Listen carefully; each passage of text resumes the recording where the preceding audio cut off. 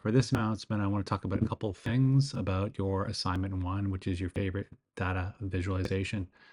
The first thing is the biggest point in the class is to involve yourself in all of the content, the videos, the textual articles, any podcasts, etc. That's the most important.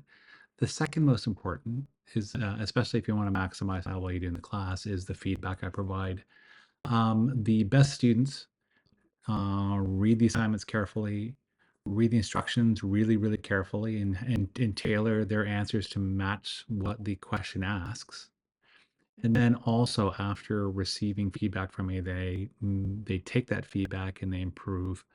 What I find, unfortunately, for sometimes people do not read all the feedback. They don't read it at all sometimes, or they read some of the feedback and kind of ignore it. And then what happens is that I end up giving them the same feedback over and over again, and so basically their work doesn't really improve.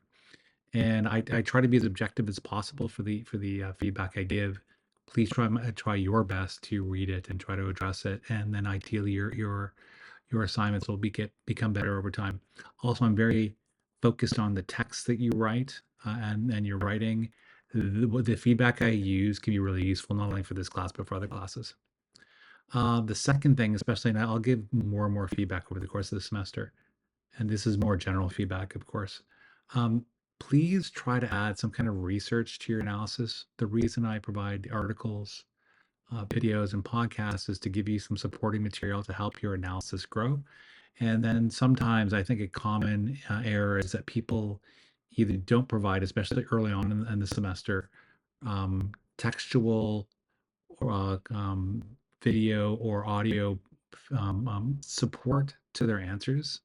And if they don't have that, then it's just your written responses, which are normally quite good. They don't feel as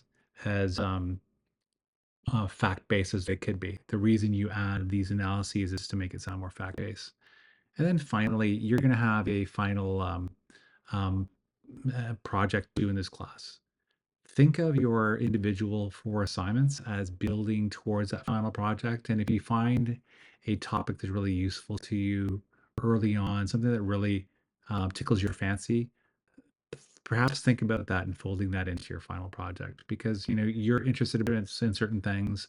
It takes a while sometimes for that to develop, and then ideally use your various assignments to build towards that.